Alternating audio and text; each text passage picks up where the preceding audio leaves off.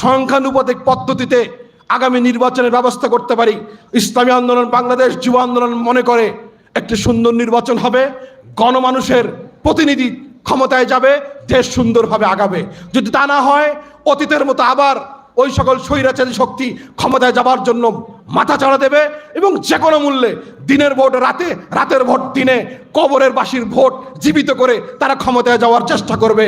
আমরা সে অবস্থা আর ফিরে যেতে চাই না। অতএব আগামীর নির্বাচন যেটা হবে সেই নির্বাচন হবে পিআর পদ্ধতির নির্বাচন।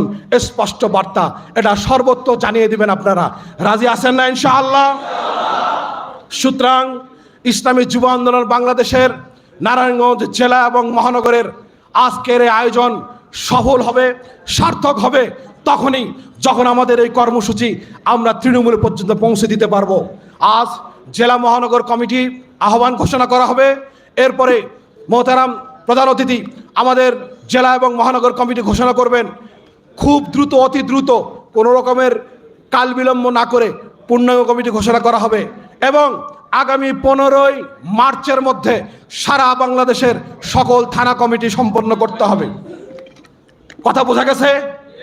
আর 15 এপ্রিলের মধ্যে সারা দেশের ইউনিয়ন কমিটি এবং নগরের ওয়ার্ড কমিটি গঠন সম্পন্ন করতে হবে। কি আমরা পারবো ইনশাআল্লাহ? মনে রাখবেন, 5ই আগস্টের পর আপনার বসে থাকা কিন্তু ওই স্বৈরাচারকে সহযোগিতা করার সমান। আমরা কিন্তু আর কোনো স্বৈরাচার দেখতে চাই না। অতএব নতুন উদ্যমে, নতুনভাবে নতুন বাংলাদেশ গড়বার জন্য আমরা আসুন ঐক্যবদ্ধ হই, হাতে হাত রাখি, কাঁধে কাঁধ রেখে এমনভাবে আন্দোলনের প্রস্তুতি নেই, দেশ গঠনের প্রস্তুতি নেই। ইনশাআল্লাহ বাংলাদেশ কিনে যারা গভীর ষড়যন্ত্র করবে, বাংলাদেশের স্বাধীনতা সার্বভৌমত্ব যারা নষ্ট করবার পায়তারা করবে, তাদেরকে প্রতিহত করবার জন্য আমরা টেকনাফ থেকে তেতুলিয়া গণপ্রাচীর গড়ে তুলব, দুর্ভেদ্য করে তুলব। আমরা মানব প্রাচীর তৈরি করব। কোন শক্তি এই মানব প্রাচীর ভেদ করে পার হতে পারবে না ইনশাআল্লাহ। অতএব আগামীর রাজপথে আমাদেরকে শক্তিশালী মজবুত ভূমিকা রেখে আসন্ন চরমনের মাহফিল, সেই মাহফিল সফল করবার জন্য সকলকে ঘরে ঘরে দাওয়াত দেওয়ার উদাত্ত আহ্বান জানাই। একই সাথে উন্নত এবং কল্যাণ রাষ্ট্র করবার জন্য শপথ গ্রহণ করি এবং নগরবাসীর প্রতিটি যুবকের কাছে ইসলামী যুব আন্দোলনের বার্তা পৌঁছে দেই। ইনশাআল্লাহ আমরা যে বিশ্বাস, যে স্বপ্ন, যে আশা নিয়ে বাংলাদেশে কাজ করছি, সেই স্বপ্ন পূরণ হবে। সেই স্বপ্ন পূরণের দিকেই বাংলাদেশের মানুষ আগামীর উন্নত এবং কল্যাণ রাষ্ট্র করবার জন্য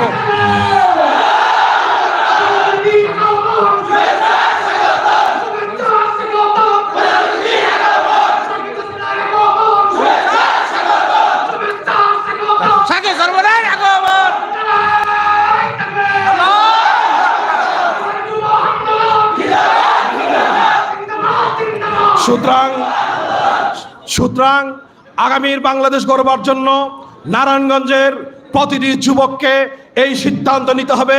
আমরা হাতে হাত রেখে, কাঁধে কাঁধ রেখে নতুন বাংলাদেশ গড়বার জন্য দীপ্ত শপথ গ্রহণ করি, এমনভাবে আমাদের শক্তিশালী প্রাচীর তৈরি করি ইনশাআল্লাহ কোনো স্বৈরাচার শক্তি মাথা চারা যেন দিতে না পারে। আগামীর রাজপথ, আগামীর আন্দোলন, আগামীর সংগ্রাম, আগামীর রাজনীতি বাংলাদেশের গণমানুষের জন্য হোক, উন্নত এবং কল্যাণ রাষ্ট্র করবার জন্য। আল্লাহ আমাদের সবাইকে কবুল করুন। আখির দাওয়ানা আলহামদুলিল্লাহ রাব্বিল আলামিন।